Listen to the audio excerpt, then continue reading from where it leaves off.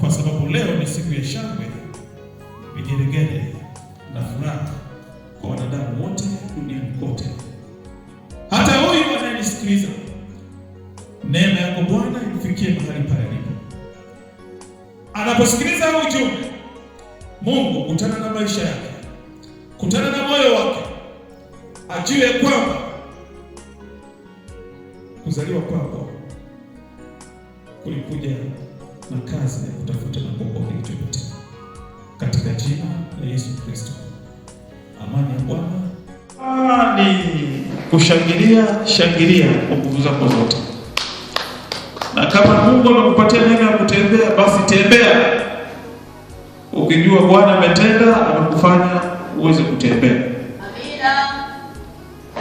Na kama neema ya kujisikia njaa na kujisikia hamu ya kula na kunywa, basi leo fanya iwezekanavyo, maana hautaipata tena siku kama ya leo, na kula kwenye siku hii ya leo ikishapita, imekwisha pita. Amina. Kanisa, sisi tuko pamoja. Amen. Na kama ni kusamehe, basi leo samehe, yaishe, uanze upya. Amen. Na kama kuna kikao, basi kaa kwenye kikao uweze kuyazungumza, mambo yaende vizuri, maana kuna siku nyingine ambayo inafanana na hii ya leo. Na kikubwa kwenye siku kama hii ya leo ni kwamba siku ishe na tofauti uione, sio siku ishe umebaki vile vile. Kwa hiyo kutakuwa kuna maana ya kuingia 2026, maana ni yule yule, unapoka mnaingiza sana. Kwa hiyo tofauti ionekane ili mambo yaende vizuri. Ndio maana siku kama ya leo ukiangalia maandalizi ambayo wanadamu chini ya jua wamefanya, kuna mengine yatakushangaza. Kuna maandalizi makubwa tena mazito, na kizuri zaidi, maandalizi yamefanywa kwa yule mtu ambaye anaingia nyumba ya ibada, hata yule ambaye haingii nyumba ya ibada, maandalizi yamefanywa ya kutosha. Na haya maandalizi hakuanza leo. Kuna mwingine mwezi wa kwanza tulipoanza alianza maandalizi kwa ajili ya tarehe hii ya leo. Na kingine kizuri unapoisikia siku ya leo, ni siku ambayo inatazamwa kwa jicho la pekee dunia nzima. Hata nchi za Kiislamu bado wanitazama. Bwana Yesu apewe sifa. Amen. Tunasherehekea kumbukumbu ya kuzaliwa Yesu Kristo, ambayo kwa utaratibu, ili tuweze kukutana pamoja, tusherehekee pamoja, basi hii tarehe 25 mwezi wa 12 kila mwaka ilichaguliwa na ikawekwa kwenye kalenda tuweze kukutana na kusherehekea hii kumbukumbu. Kwa kikubwa kwa siku hii ya leo ni kumbukumbu ya kuzaliwa kwa Yesu Kristo. Kumbukumbu ya kuzaliwa kwa Yesu Kristo ndio sherehe kubwa ambayo ipo. Kwa hiyo inaambatana na mambo tofauti, mambo ya namna tofauti, yaani kuifanikisha hii sherehe ya kumbukumbu ya kuzaliwa kwa Yesu Kristo. Kanisa, tuko pamoja. Kwa hiyo moto na vuguvugu na shamra zote ni kumbukumbu ya kuzaliwa kwa Yesu Kristo. Kanisa, sisi tuko pamoja. Usiniulize ni tarehe ngapi alizaliwa, kwa sababu sina ushahidi kutoka kwenye Biblia ambao unaonyesha ni tarehe ngapi alizaliwa. Ila ushahidi na uhakika nilionao ni kwamba Yesu alizaliwa. Yesu Bethlehemu, Yesu alizaliwa. Bethlehemu, Yesu alizaliwa. Hiyo nina uhakika kwa sababu neno lisilobadilika linanieleza hivyo. Ile tarehe inaniambia. Sasa japokuwa tarehe sijaambiwa, lile ninalosherehekea kumbukumbu ya kuzaliwa Yesu Kristo liko pale pale. Bwana Yesu apewe sifa. nikusogeze mahali fulani, ili uweze kutofautisha. Tarehe 25 mwezi wa 12 huwa hatusherekei birthday ya Yesu kuzaliwa. Hapana. Wanasema birthday au birthday? Mnaosherekea ni birthday au birthday? Birthday. Sasa hatusherekei birthday ya Yesu Kristo. Tunasherekea kumbukumbu ya kuzaliwa kwa Yesu Kristo. Kwa birthday ni kitu kingine na kumbukumbu ya kuzaliwa Yesu Kristo ni kitu kingine. Ilikuwa ni birthday kwenye kalenda, basi wangeandika birthday ya Yesu Kristo, na ili iwe birthday lazima iandike kwenye tarehe husika. Kwa hiyo nikisherekea tarehe tofauti na niliyozaliwa, ile sio birthday, basi nakumbushia tu kupata kumbukumbu ya kuzaliwa kwako. Kwa hiyo ni la kwanza, lazima nifahamu, hatusherekee ile tafrija ya tarehe ya kuzaliwa Yesu Kristo, lakini tunasherekea kumbukumbu. Tunakaa pamoja kukumbuka kuzaliwa kwa Yesu Kristo.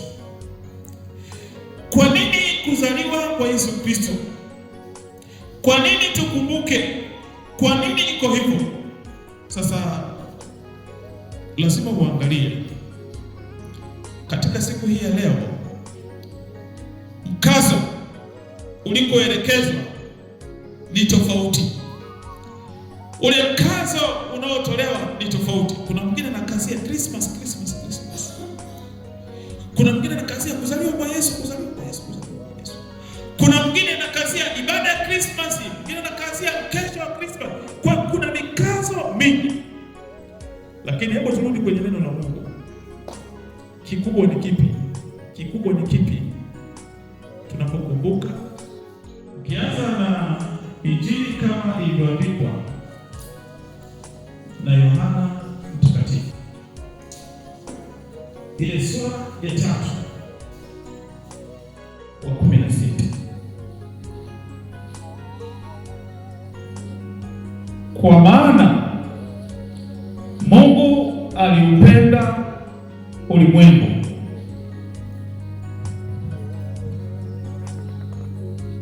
hata akamtoa mwana wake pekee, ili kila mtu amwaminie asipotee, bali awe na uzima wa milele. Kwa hiyo Mungu alimtoa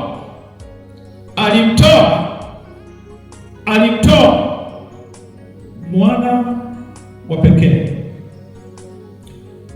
Kwa hiyo unapoona Yesu kuzaliwa duniani, alijitoa. Ilikuwa si kitu rahisi, na kama alijitoa, ina maana ni kwa ajili ya wengine. Sasa wengi wao ambao wanajitoa, ni kwamba kujitoa lazima kuambatane na tukio ambalo ni kwa ajili ya wengine, sio kwa ajili yake tu, ni kwa ajili ya wengine. Bwana Yesu apewe sifa. Amen. Jina la Bwana libarikiwe. Amen. Kuna tofauti ya kujitoa na kujitolea. Ninapojitolea ni kwa ajili yangu mimi na wengine, lakini ninapojitoa ni kwa ajili ya wengine siku zote. Kwa Mungu akamtoa, na alitoa ni upendo wake tu, si kwamba alikuwa anafaidika kitu chochote. Hapana, yaani ametupenda kwa akamtoa. Kwa ninapoangalia na kukumbuka kuzaliwa kwa Yesu Kristo, lazima nikumbuke ya kwamba kuna mmoja alitoa kile kilichozaliwa kikafanyika mwili kikaishi nasi, na kuna jambo jipya likatokea katika ulimwengu wote. Kwa nini kuzaliwa kwa Yesu Kristo? Luka tena, nenda mahali pengine, Injili kama ilivyoandikwa na Luka mtakatifu sura ya 19. Luka mtakatifu sura ya 19 mstari wa 10. Kuna mstari pale na kuna neno pale ambalo linaniweka wazi,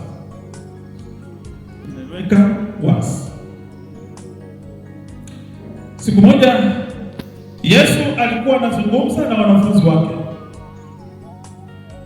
Sasa alipokuwa anazungumza na wanafunzi wake kwa habari ya mwili na damu, na alishakuwa amewaambia kabla, sasa alikuwa anarudia. Sasa anapozungumza wale wanafunzi wake walikuwa hawamuelewi. Baadaye alipowatazama hivi akagundua kuna shida. Sasa neno linasema ndipo akawafunulia na akili zao wapate kuelewa neno. Sasa unaposoma Luka sura ya 19 mstari wa 10, kwa kuwa mwana wa Adamu alikuja kutafuta na kuokoa kile kilichopotea. Alikuja. Sasa ujio wa Yesu Kristo unaambatana na kuzaliwa kwake hapa duniani. Kwa hiyo alikuja akazaliwa, lakini kilichomleta na kilichosababisha azaliwe na leo tunasherehekea ni hiki hapa: kutafuta na kuokoa kilichopotea. Kwa hiyo habari yote ya ibada ya siku ya kumbukumbu ya kuzaliwa Yesu Kristo ni kukumbushana kilichomleta ni nini: kutafuta na kuokoa kile kilichopotea.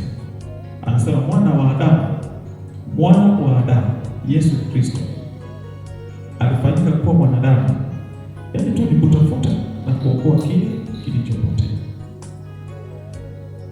Kwa hiyo aliishi hapa duniani miaka hiyo 33 na nusu, yaani ni kutafuta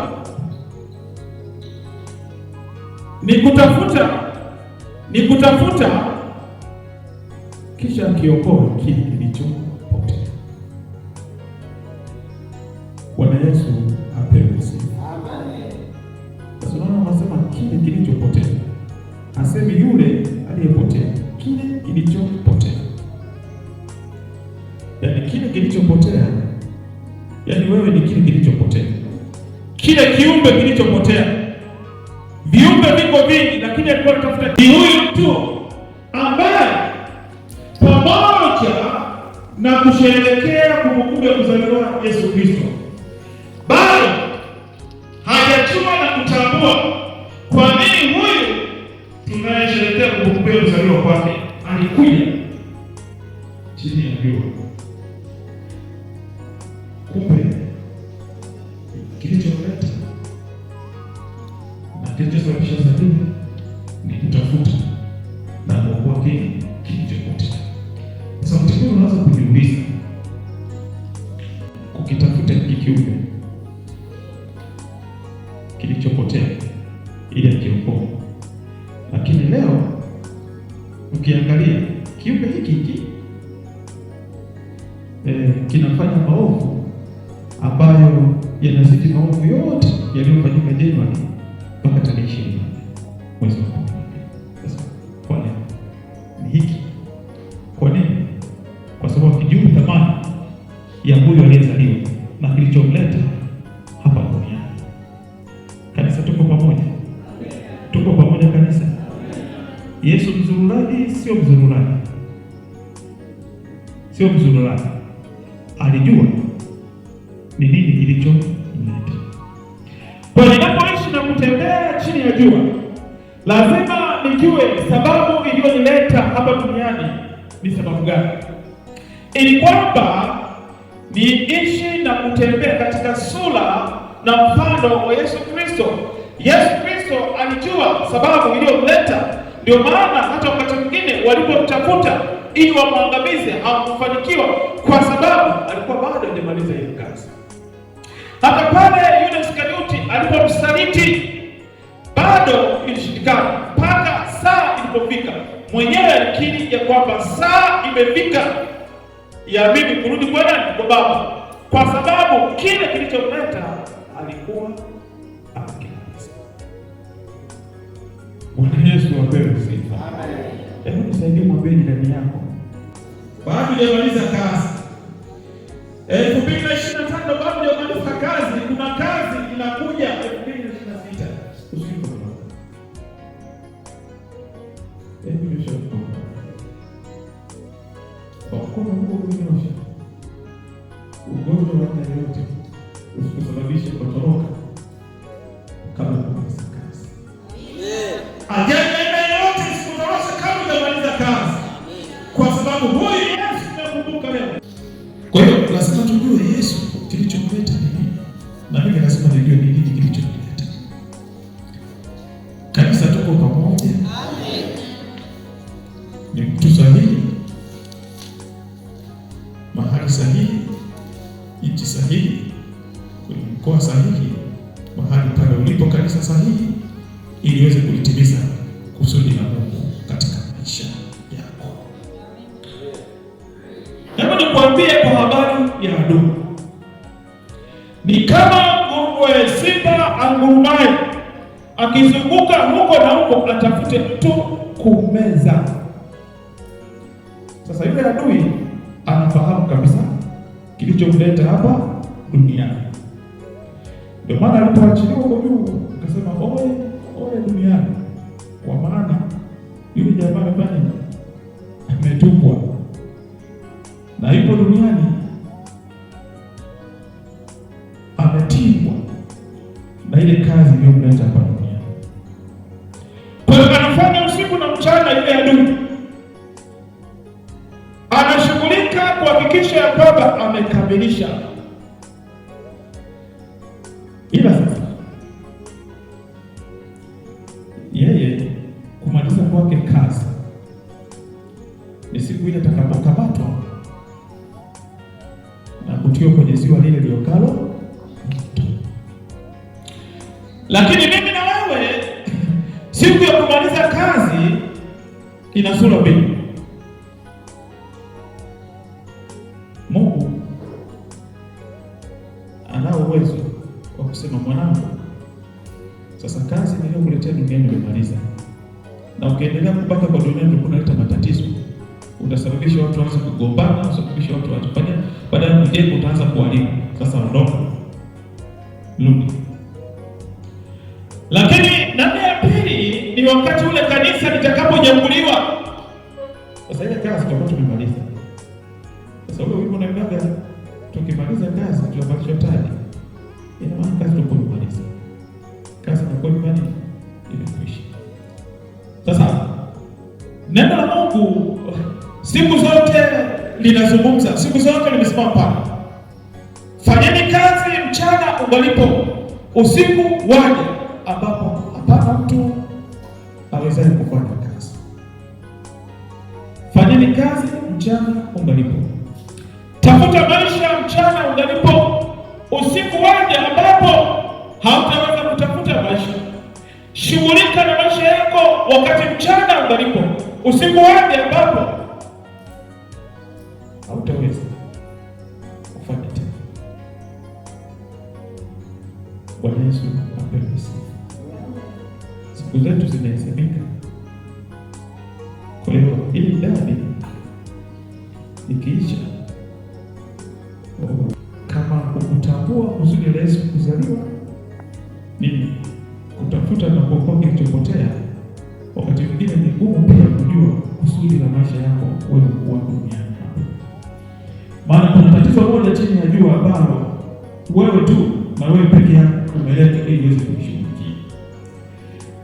Kwa hiyo usipolishughulikia unawaacha wengine kwenye matatizo, kwa sababu lile tatizo bado hujashughulikia.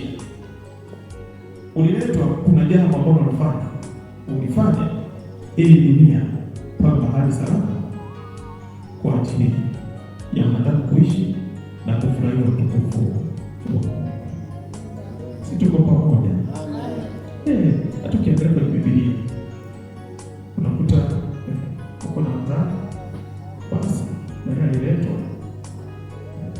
taifa la Israeli liweze kutokea.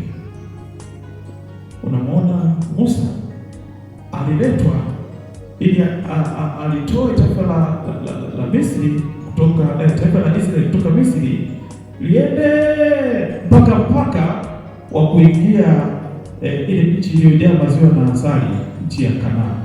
Lakini naye Yoshua aliletwa ili awavushe hawa wana wa Israeli Yordani, alafu awalete katika nchi ile ambayo Baba aliwahidia, alafu awafanyie mipango miji, agawanye viwanja na mipaka, kila watu wakae sehemu yao. Basi namna hiyo mambo yanakwisha. Kwa hiyo kila mtu chini ya jua anayo sababu kwa nini yuko duniani. Ndio maana ukiona mtu anaua mtu, huyo mtu anakwenda kinyume na kusudi la Mungu la kumleta yule mwanadamu. Vinginevyo hiyo ni njia ya Mungu ya huyo mtu, lakini anakwenda kinyume na neno na kuokoa kilichopotea. Kwa hiyo ninapokwenda mahali nakuta nimepotea, na mimi naelekea tu huko, ni kama ninaidharau kazi ya Yesu aliyoifanya. Napoelekea huko ninaidharau kazi ya Yesu aliyoifanya, ni kama vile haina nguvu. Ndio maana leo tunakumbushana ya kwamba ile kazi iliyofanywa na Yesu Kristo usifanye kuwa ni hasa kwa kuelekea upotevu siku hadi siku. Rudi kutoka upotevuni, basi tembea katika njia ikupasayo kumwelekea Yesu Kristo. Maana ni kazi nzito. Watu wanaofanya mambo ya ajabu, hata kuzaliwa kwao kunakuwa kwa ajabu. Ukimwangalia Yesu alipozaliwa, wanasayansi haiwaingia akilini kwamba huu uzazi ulikuwa namna gani, lakini mambo mengine wanakubaliana. Alinyonyeshwa, alilelewa, alikuzwa na akili inakuwa kama kawaida, hiyo wanakubaliana. Ila Yesu kutokea wale wajazaliwa bado wanasayansi hawana jibu. Wanasema sijui ni nini, maana hawajui. Hivyo ndivyo alipozaliwa Yesu Kristo. Sasa hakuna mtu ambaye hapa alizaliwa akuzaliwa kiajabu ajabu. Kila mmoja alizaliwa kiajabu ajabu. Kila mmoja alizaliwa kiajabu ajabu. Bwana Yesu apewe sifa. Amen. Kuna mwingine anasema mimi sikuzaliwa kiajabu ajabu, nilizaliwa kawaida. Tatizo wakati unazaliwa ulikuwa huwezi kuyatambua yale yanayoendelea. Sasa ukitaka kujua kwamba ulizaliwa kiajabu, ni kama ukuletee picha ile siku unajifungua. Sasa ujaribu kumwona mama alipokuwa anashuhudia maajabu. Mimi nilizaliwa kimaajabu. Maana mama yangu alilia, alitoa sauti. Sio kwamba alikuwa ni mgonjwa. Yaani mtu anazaliwa kiajabu, alilia, alitoa sauti. Maana kuna mwingine alizaliwa wakakunikiliza wakakupiga hivi, ukaanza sasa kuendea. Kwa hiyo kwa ni ajabu. Ndio maana hata manesi walikuja kukusanyika. Yaani kwa sababu ile ni ajabu, kuja mbele wanakushughulikia ili waweze kukuhudumia. Ulizaliwa kiajabu, maana siku unatoka ulitaka kusababisha mama yako afe. Yaani ni ajabu. Sasa kuna kitu ulichokibeba cha kimungu ambacho kinasababisha wewe uwepo chini ya jua, ambacho kinahitajika ukifikishe mahali pale kinapotakiwa, ambacho kinahitajika kiweze kutimizwa. Vinginevyo utakuwa mzungumzaji. Sasa Christmas ya mwaka 2025 Yesu alikuja kutafuta na kuokoa kilichopotea. Swali kubwa ambalo Roho Bwana ananiongoza nikujulishe uondoke nalo mchana huu leo, na uzidi kutafakari siku hata siku kwenye sherehe hii ambayo tunasherehekea. Ni nini kilichokuleta hapa duniani? Ni nini kilichokuleta hapa duniani? Na unapotafakari hilo swali, uliletwa hapa duniani uwe unapumua tu? Uliletwa hapa duniani uwe unalala na kuamka? Uliletwa hapa duniani uwe unakula na kushiba? Uliletwa hapa duniani kwa kusudi gani la kimungu katika maisha yako? Yaani miaka yote hiyo na hiyo iliyoko mbele yako ni nini hasa? Unapomaliza 25 unakuja 2026, lazima ujiulize ni nini? Sasa Mungu akusaidie urudi kwenye mstari, ufanye kile kilichokuleta duniani. Sasa hapo utaiona raha na furaha ya nini kilikuleta kwa duniani na kwa nini unaishi kwa wakati huo unaishi, na utaacha alama kwa wale unaoishi nao, kwamba hii alama ya fulani anayotuachia kwa maisha yake ambayo Mungu amepatia chini ya jua. Mtakatifu, mtakatifu Bwana majeshi, ninakubariki kwa upendo wako huu mkuu, ninakuinua, ninakutukuza. Uliyemleta mpendwa huyu katika ibada ya Krismasi ya mwaka huu wa 2025 ni kwa sababu iliandikwa hivyo na ilijulikana hivyo kabla ya misingi ya dunia, na umezungumza nasi, umezungumza na kanisa lako kwa sababu hii uliandaa kabla ya misingi ya dunia.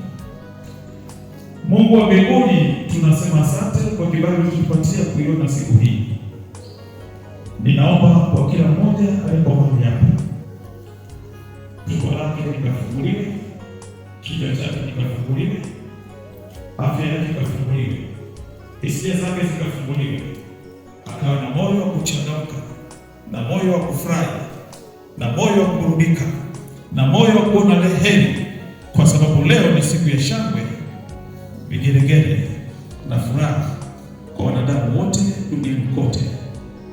Hata huyu anayenisikiliza, neema yako Bwana imfikie mahali pale alipo. Anaposikiliza huu ujumbe, Mungu kutana na maisha yake, kutana na moyo wake, ajue kwamba kuzaliwa kwako kulikuja na kazi ya kutafuta na kuokoa kilichopotea. Katika jina la Yesu Kristo, amani ya Bwana itawala moyoni mwako. Uwe na siku njema, na kila mwenye pumzi aseme amen.